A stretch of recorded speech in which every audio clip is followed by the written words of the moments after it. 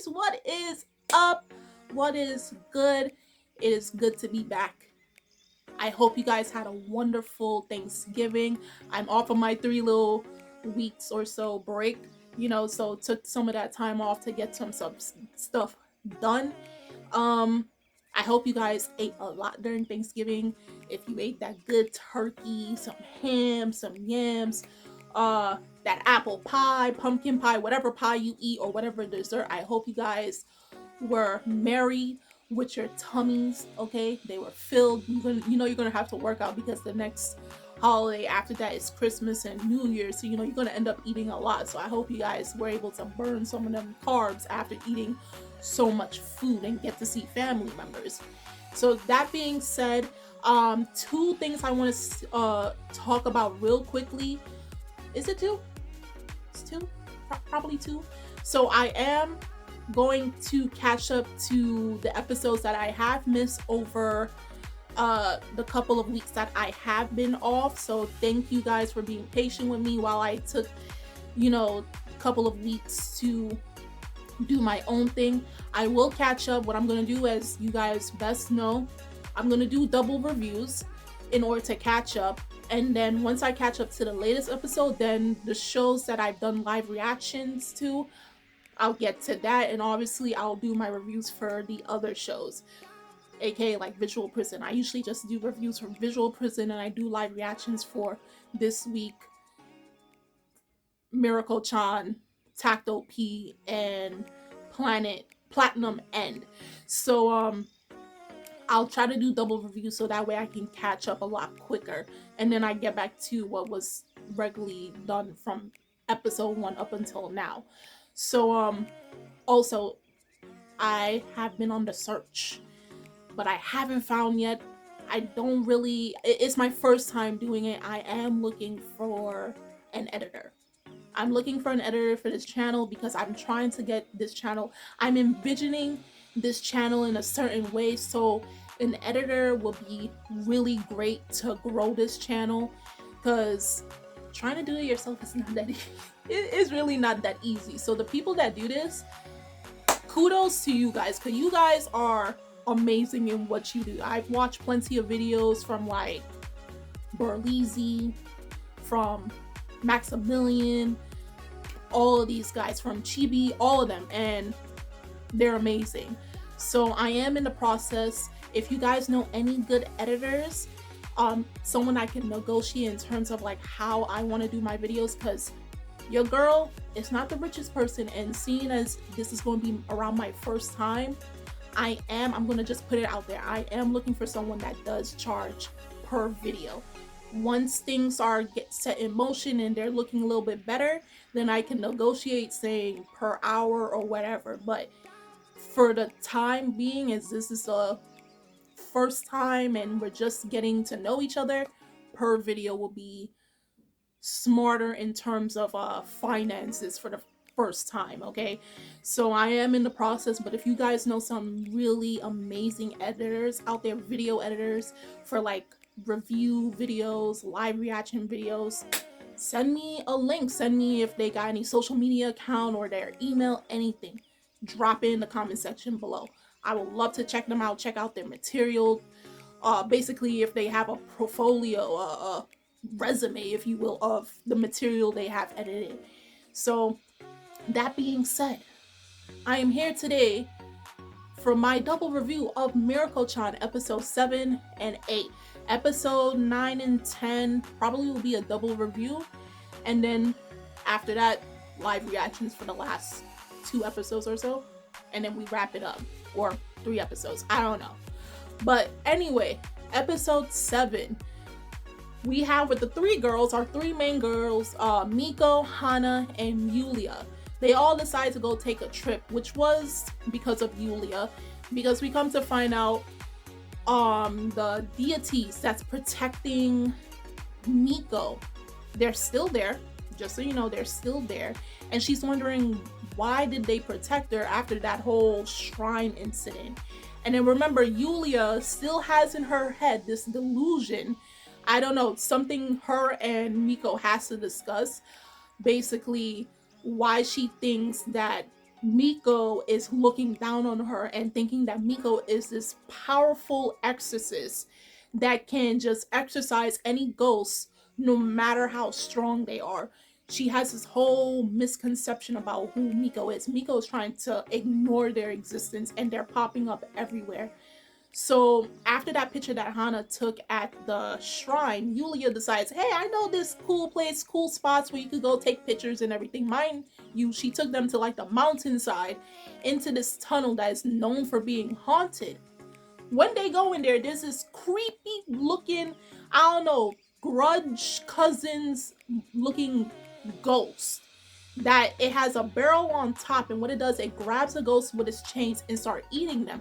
And the more the ghosts it eats, the barrel just bursts open and you see all of them just like it was just really creepy.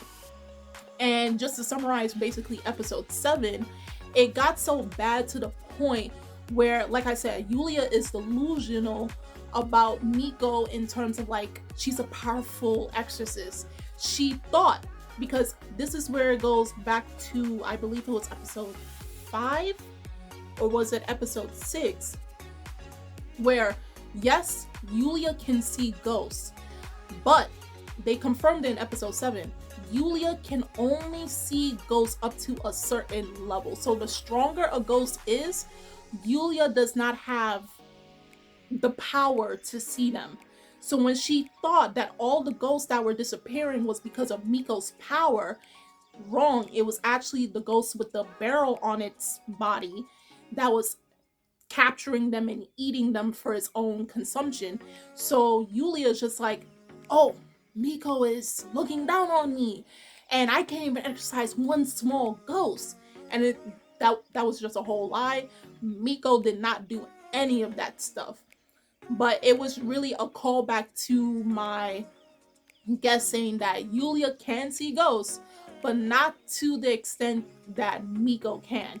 So like I did put like a little diagram. So in terms of like the levels of how strong a person can see a ghost, we have Hana being the weakest, but she excludes an aura that attracts ghosts to her. But the more she eats, it's like her aura just fries them up and kills them.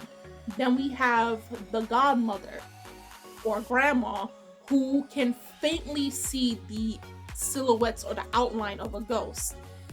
Then we have Yulia who can see up to a certain level. Like, you know what? The best way I can put it for you guys to like truly understand, if any of you watch Jujutsu at this point or read it, think of all the grades. We got the grade 1, we got the special grades, we got the grade 1, 2, 3, 4. Yulia can see anything up to probably grade 2. That's as much as she can see. Possibly she could probably see a grade 1, but special grade and all of that, that's all Miko. We got Miko being the strongest. That is Miko.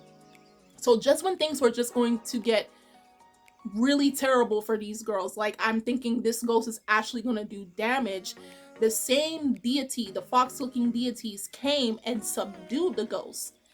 And remember, they mentioned send something 3 times. So I'm guessing only when things look like they're taking a turn for the worse is when they'll pop in to save Miko. Because remember, they said 3 times. So I'm guessing when Miko is in a very peculiar position where it looks like her life is on the line, she only has 3 chances, and we don't know what happens after this 3rd chance is used. We don't know anything. It's just a mystery left in the air. I don't know if they're going to be able to get to that point in the anime, or we will have to wait for season 2 if it gets to season 2, or we have to continue on with the manga where they probably will show more of that. But they came and both of them held up one. I don't know if it was for transportation, but keep in mind it said 3 times. So I'm guessing 3 times, and it has to be in a life and death situation for Miko for them to come and save her. So the episode ended where basically all 3 girls kind of formed a bond with each other, and Yulia for the first time felt like she belonged, because a few episodes ago it showed where she was made fun of in her earlier school years for saying she could see ghosts. So now she seems comfortable, but at the same time she still believes that Miko looks down on her. So there's a lot of, you know, talking that these two girls need to do. Now, up to episode 8, it was broken into 2 parts in the episode. So we had the first part where Miko and her younger brother went to go out and buy a gift for their mom because it's her birthday. So of course Miko they wanted to go buy clothing for their mom. Of course we had the creepy ghost who looked like she was a worker there, and her spirit lingers and it just deforms her. It turned her into this horrible looking ghost. Miko decided to wear the dress that she got for her mom out the door, so they had to go look for other gifts. What was the most creepiest was when they were going home on the train, and we had this, I don't know, like this freaking, I can't even explain, this ghost in this leather jacket with 3 faces had an axe, and he's just dragging it and he's chopping everybody, and I'm like, what the hell is he chopping for? And he's like, not that one, not that one. He's chopping everybody. Of course everybody can't see the ghost except for Miko, and Miko's here sitting frightened like, if I move. And what happens when somebody moves, it starts chopping them, because I guess it only reacts the most towards movement. So when you move, it gets agitated. There was a lady that was sitting next to Miko who had like a ghost, I guess, possessing her. And of course the lady is sleeping, and he chopped her, took the ghost out and put it in his bag. So I guess that type of ghost looks for other ghosts to take and put into its collection. It got so bad that Miko unfortunately soiled her, so they had to come off a stop before they went home. It was really unfortunate, but I think anybody in Miko's position seeing a ghost with an axe start chopping people, I think I would have done more than just soil my underwear. Now the second half of the episode, it started off very sweet, but then it just had a twist at the end, and I'm like, bro. So I think we saw their teacher, who is pregnant. She's now going on her maternity leave. I think we saw her like probably in the beginning of the season of the show. Sorry. And she's just, she's with Miko and Hana, and they're talking and everything. And you kept seeing this like white cloud circling her. And I'm in my head, I'm like, this white cloud looking ghost, it's probably meant to protect her. Don't know the reason why, but I'm like, it's meant to protect her. And Miko's contemplating on whether she should tell her teacher or not. Come to find out, the teacher is pregnant a second time because she lost her firstborn, who was a boy.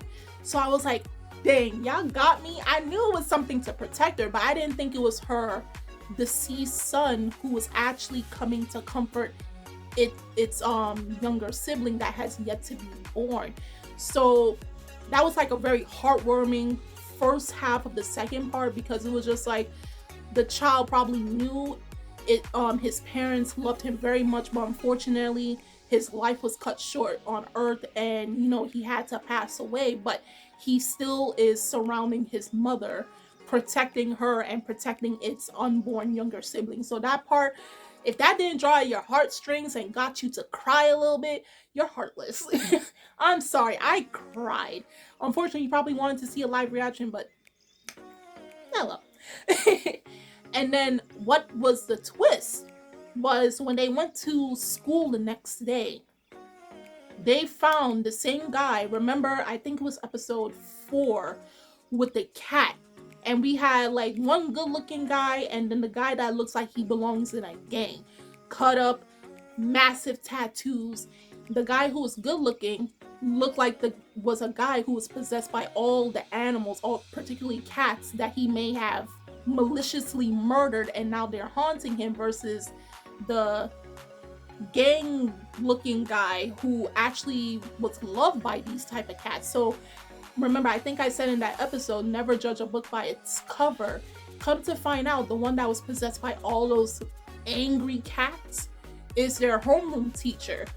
And if I remember correctly, Miko prevented him from getting the stray cat. So I don't know if this guy may have a grudge on Miko and Hana from preventing him getting that cat, but it was a good thing he didn't, because who knows, he could have mistreated the cat and cause its unnecessary death, and that will be another possessed cat that just hates this man. And this dude looks creepy. He looks like a whole yandere or something. Like, this dude will maliciously kill you and have no remorse. This guy looks crazy. So he's their homeroom teacher, and I don't know what's going to happen in the following episode. Most likely he remembers Miko and Hana, but I don't know what he's going to do to them, and I'm kind of scared. So hopefully my man, the bald-headed dude, even though he looks mean and vicious, he's actually soft on the inside. He's fluffy, he's warm on the inside. I hope he somehow gets connected to the two girls and protects them from this dude, because it just spells bad news for Miko and Hana right now with this guy. His name is Zen something. I forgot his name, but this dude, he's bad news. He is horrible news for both Miko and Hana. So that's my double review for Mieruko-chan episode 7 and 8. Guys, do tell me in the comment section below on how you felt about those two episodes. Episode 9 and 10 will come out next week, and then the following week after that it's going to be live reaction. So I'm thinking for the next 2 weeks it's going to be double reviews just to catch up, and by the following week afterwards, live reactions, single episodes and all that, and just doing the double reviews to be able to catch up a lot quicker to the current episodes that will eventually come. So that being said, and also, drop a link for any good editors you guys have so I can get in contact with them, because I really want to up this channel, because I have a vision for this channel, So I would love to see if you guys can drop some of those links for me so I can get in contact with them. And I'm Kimmy-chan of Anime Legends Podcast, and I will see you guys later. Bye!